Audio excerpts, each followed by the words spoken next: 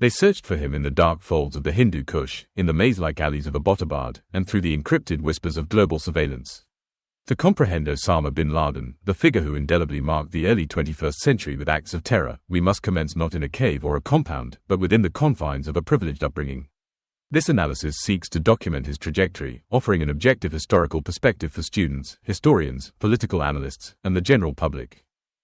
Born in 1957, amidst the burgeoning modernity of Riyadh, Saudi Arabia, Osama bin Laden's early life was characterized by inherent contradictions. His father, Mohammed bin Awad bin Laden, a Yemeni immigrant, had ascended from humble origins to become one of the kingdom's wealthiest individuals. His vast construction empire was deeply intertwined with the Saudi royal family, shaping the physical landscape of the nation.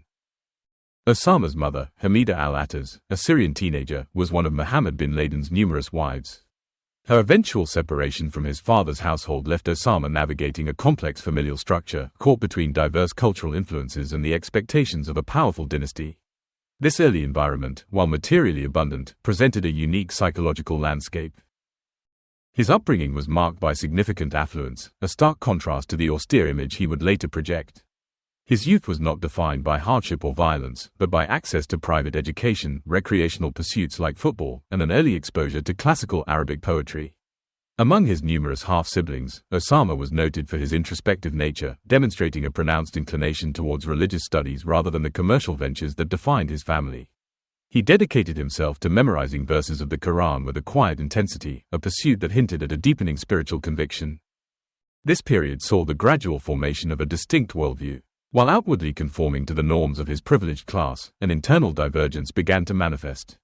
His growing religious devotion, influenced by the conservative Wahhabist interpretations prevalent in Saudi Arabia, started to shape his understanding of the world and his place within it. This early immersion in religious texts and teachings laid the groundwork for his later ideological development, providing a framework through which he would interpret global events. The year 1979 marked a pivotal global shift, profoundly impacting Osama bin Laden's trajectory. The Soviet Union's military intervention in Afghanistan, aimed at propping up a communist regime, ignited a fierce resistance movement. In response, bin Laden, then a young man of considerable financial means and burgeoning religious zeal, departed the comforts of Saudi life. He journeyed eastward to Pakistan, bordering Afghanistan, drawn by the call for jihad against the Soviet invaders. His initial involvement was primarily logistical and financial. He utilized his family's wealth and construction expertise to fund and facilitate the mujahideen fighters, constructing roads, tunnels, and bunkers within Afghanistan's rugged terrain. This period was crucial for his practical understanding of guerrilla warfare and logistics. What began as a mission of aid and support for the Afghan resistance soon evolved into a more direct and profound engagement. The Desert Prince, accustomed to luxury, found his true calling on the battlefield. Bin Laden was not merely a financier or an observer, he actively participated in combat. He joined the fighting in the mountains of Jarji, near the Pakistani border, experiencing firsthand the brutal realities of war against a superpower. Amidst the chaos of Soviet airstrikes and ground assaults, he began to forge his reputation, demonstrating a surprising resilience and commitment. This direct involvement in the conflict was instrumental in solidifying his image among the Arab foreign fighters as a dedicated and courageous leader. Crucially, during this period, he established and cultivated extensive networks. The Maktab al-Khidamat, MAC, or Services Office, which he co-founded with Abdullah Azam, served as a logistical hub for recruiting, transporting, and funding Arab volunteers for the Afghan jihad. This organization, initially focused on supporting the anti-Soviet struggle, inadvertently became the embryonic structure for a far more ambitious and darker enterprise. It provided him with invaluable experience in international recruitment, fundraising, and clandestine operations, skills that would later be repurposed for a global jihadist agenda. By 1988, the Soviet-Afghan War was nearing its conclusion, with the Soviet withdrawal imminent. For many, this signified victory. However, for Osama bin Laden, the jihad was far from over, it had merely entered a new phase. From the operational infrastructure and ideological fervor cultivated through Maktab al-Khidamat, he established a new entity, Al-Qaeda, meaning the base. This organization was conceived not merely as a military network but as a sophisticated ideological engine designed to propagate and ignite jihad beyond the confines of the Afghan peaks.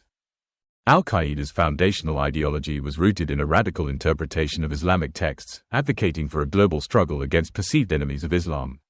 Its stated mission was apocalyptic in scope, to expel all infidels from Muslim lands, dismantle Western influence in the Middle East, and ultimately, to re-establish a global Islamic caliphate. This vision was articulated through a series of fatwas and declarations, framing the conflict as a defensive jihad against Western aggression and corruption. Bin Laden, however, was not a mere firebrand delivering impassioned speeches in public squares. He was a meticulous strategist, characterized by a cold, calculating, and patient approach. He understood the importance of long-term planning, ideological indoctrination, and the cultivation of a dedicated cadre of operatives. Al-Qaeda was structured to be a decentralized yet cohesive force, capable of operating globally while maintaining a core leadership. The organization's early activities included training camps in Afghanistan, where recruits from various Muslim countries were indoctrinated in Al-Qaeda's radical ideology and trained in guerrilla warfare tactics. This period saw the refinement of their operational methods, focusing on clandestine cells and the use of asymmetric warfare against more powerful adversaries. The strategic objective was to inflict significant damage on the United States and its allies, thereby weakening the global standing and forcing their withdrawal from Muslim lands. This systematic approach distinguished Al-Qaeda from other militant groups, marking it as a formidable and enduring threat. The year 1990 marked a critical turning point in Osama bin Laden's relationship with his homeland and the West. Saddam Hussein's invasion of Kuwait triggered a swift international response, leading to the deployment of U.S. military forces to Saudi Arabia. This presence, particularly on the sacred soil of the Arabian Peninsula, home to Islam's holiest cities, Mecca and Medina, deeply incensed bin Laden. He viewed it as an unforgivable desecration and a direct affront to Islamic sovereignty. Bin Laden, leveraging his experience from the Afghan war, offered to defend the kingdom against Saddam Hussein with his own contingent of mujahideen fighters. His proposal, however, was decisively rejected by the Saudi royal family, who opted instead for the protection of the US-led coalition. This rejection was a profound personal and ideological blow to bin Laden. He perceived it as a betrayal of Islamic principles and a demonstration of the Saudi regime's subservience to Western powers. This incident represented the definitive breach between bin Laden and the Saudi establishment. The kingdom's embrace of Western military presence on what he considered sacred ground transformed his disillusionment into open defiance. His public criticisms of the Saudi government intensified, accusing him of corruption, apostasy, and collaboration with infidel forces. Consequently, he was stripped of his Saudi citizenship in 1994 and exiled from the country, effectively cast out into the shadows of international militancy. Following his expulsion, bin Laden found refuge in Sudan, under the Islamist government of Hassan al-Turabi. This period, from 1991 to 1996, proved crucial for Al-Qaeda's development. In Sudan, he established various businesses, which served as fronts for financial operations and provided cover for his growing network.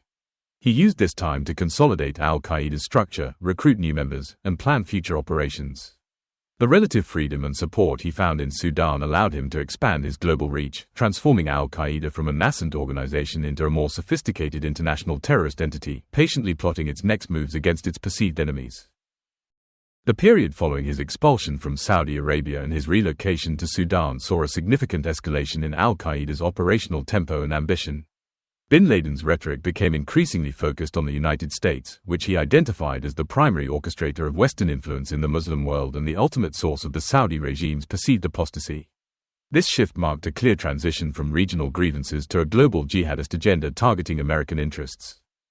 On August 7, 1998, Al-Qaeda executed two nearly simultaneous bombings targeting U.S. embassies in Dar es Salaam, Tanzania, and Nairobi, Kenya.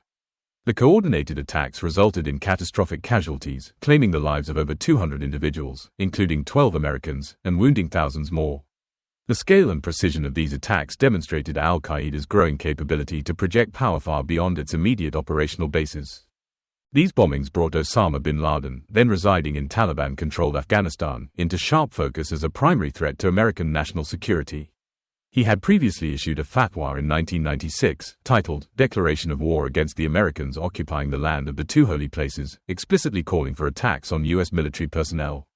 Following the embassy bombings, in February 1998, he co-signed another fatwa under the banner of the World Islamic Front for Jihad against Jews and Crusaders, which explicitly declared it a religious duty for Muslims to kill Americans, civilians and military, wherever possible. Bin Laden's public statements and fatwas articulated a comprehensive list of grievances: the presence of U.S. troops in Saudi Arabia, the sanctions against Iraq, U.S. support for Israel, and the perceived oppression of Muslims globally. However, beneath this fiery rhetoric lay a cold, strategic calculation. His objective was to provoke the United States into a direct military confrontation in the Muslim world, believing that such an engagement would exhaust American resources, expose its vulnerabilities, and ultimately lead to its withdrawal, thereby paving the way for the establishment of a global caliphate. The embassy bombings served as a stark warning of Al-Qaeda's intent and capability, signaling a new era of transnational terrorism. The attacks of September 11, 2001, represented the culmination of years of meticulous planning and ideological indoctrination by Al-Qaeda. The operational blueprint was audacious in its simplicity and devastating in its execution. 19 operatives, divided into 4 teams, would hijack commercial airliners and transform them into guided missiles. Their targets were carefully selected symbols of American power and influence: the World Trade Center in New York City, representing economic might; the Pentagon in Arlington, Virginia, symbolizing military strength; and the U.S. Capitol or White House in Washington, D.C., embodying political authority. The planning for 9/11 began years prior, with key figures like Khalid Sheikh Mohammed serving as the principal architect. Operatives were carefully selected for their willingness to commit suicide and their ability to blend into Western societies. They underwent flight training in the United States, learning to pilot large aircraft, while other members provided logistical and financial support. The infiltration was deep and sustained, exploiting vulnerabilities in international travel and security protocols. On the morning of September 11, 2001, the coordinated attacks unfolded with chilling precision. 8:46 a.m. Eastern Daylight Saving Time, American Airlines Flight 11, having departed from Boston, struck the North Tower of the World Trade Center in New York City. The impact created a massive inferno and a gaping hole near the 93rd to 99th floors. 9:03 a.m. Eastern Daylight Saving Time, United Airlines Flight 175, also from Boston, crashed into the South Tower of the World Trade Center, between the 77th and 85th floors. This second impact, captured live on television, confirmed the deliberate nature of the attacks. 9:37 a.m. Eastern Daylight Saving Time, American Airlines Flight 77, originating from Dulles International Airport, slammed into the Pentagon in Arlington, Virginia, causing a partial collapse of the building and a massive fire. 10:03 a.m. Eastern Daylight Saving Time, United Airlines Flight 93, which had departed from Newark, New Jersey, crashed into a field in Stony Creek Township, Pennsylvania. Evidence later revealed that passengers and crew had bravely fought back against the hijackers, preventing the plane from reaching its intended target, believed to be the U.S. Capitol or the White House. In less than 2 hours, the world was irrevocably altered. The iconic Twin Towers, symbols of global commerce, collapsed into plumes of smoke and pulverized steel. The Pentagon, a bastion of military power, was severely damaged. Nearly 3,000 lives were extinguished in these attacks, representing over 90 nationalities. The immediate aftermath was characterized by widespread shock, grief, and a profound sense of vulnerability. The events of 9/11 not only inflicted immense human suffering but also triggered a global war on terror, fundamentally reshaping international relations, national security policies, and civil liberties for decades to come. Following the devastating attacks of September 11, 2001, Osama bin Laden did not vanish entirely but retreated into a clandestine existence, becoming the world's most wanted man. The immediate aftermath saw him taking refuge in the rugged, mountainous terrain of Tora Bora in eastern Afghanistan, a complex network of caves and tunnels that had served as a stronghold during the Soviet-Afghan War. Despite intense U.S. and Allied military operations in late 2001, bin Laden managed to evade capture, likely slipping across the border into Pakistan's tribal areas. For nearly a decade, bin Laden remained elusive, operating from the remote and largely ungoverned tribal regions of Pakistan, particularly North Waziristan. This period was characterized by a relentless global manhunt, involving extensive intelligence gathering, drone surveillance, and covert operations. While his direct operational control over Al-Qaeda diminished over time, he continued to issue audio and video messages, attempting to inspire and guide the global jihadist movement from his hidden sanctuary. His final refuge was a fortified compound in Abbottabad, Pakistan, a city surprisingly close to a major Pakistani military academy. The compound, characterized by high walls, barbed wire, and unusual security measures, was specifically designed to conceal its occupants from external scrutiny. For years, U.S. intelligence agencies meticulously gathered clues, piecing together fragments of information that eventually led them to this location. The process involved tracking couriers, analyzing satellite imagery, and cross-referencing various intelligence streams, culminating in a high degree of confidence regarding bin Laden's presence.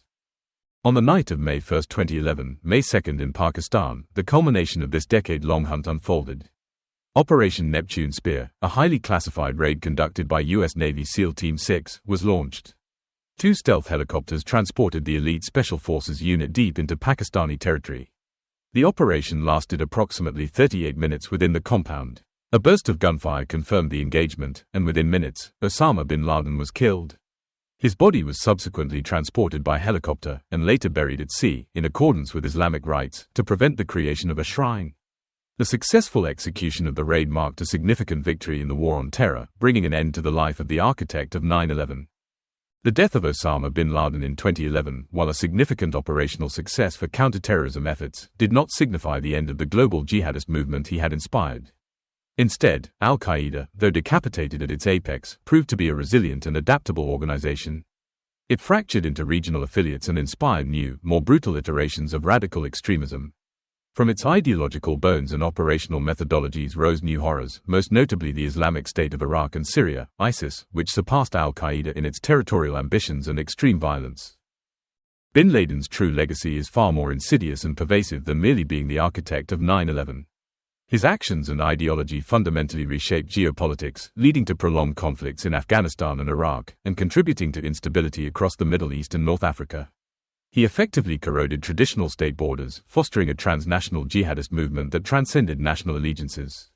His vision, articulated through a potent blend of religious grievance and anti-Western sentiment, continues to resonate with and radicalize individuals and groups globally, exploiting existing despair and political grievances. The global response to 9/11, driven by the imperative to prevent future attacks, led to an unprecedented expansion of surveillance capabilities, the implementation of stringent security measures at airports and borders, and the redefinition of national security priorities.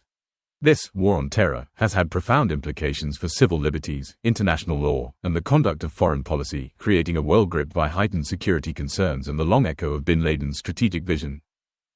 History will undoubtedly remember Osama bin Laden as the mastermind behind the deadliest terrorist attack on American soil. However, a comprehensive historical analysis reveals that his impact extends far beyond that single event. He engineered a paradigm shift in global terrorism, demonstrating the capacity of a non-state actor to inflict catastrophic damage on a superpower and to fundamentally alter the international security landscape. His enduring influence lies in the radicalization of despair, the propagation of a global jihadist narrative, and the lasting transformation of the world's approach to security and conflict. In the end, bin Laden did not merely construct a terror network, he constructed a narrative, one told in blood and belief, designed to provoke and reshape. But in stories, as in history, truth eventually emerges from the smoke, demanding objective analysis and critical understanding. This has been an objective historical analysis. We encourage you to engage with these complex topics. We invite you to like this video, subscribe to our channel for more in-depth historical content, and share your informed perspectives in the comments below. How do you believe the events of 9/11 and the subsequent war on terror have shaped the contemporary geopolitical landscape? What lessons can be drawn from this period for future international relations and security strategies? In memory of all lives lost.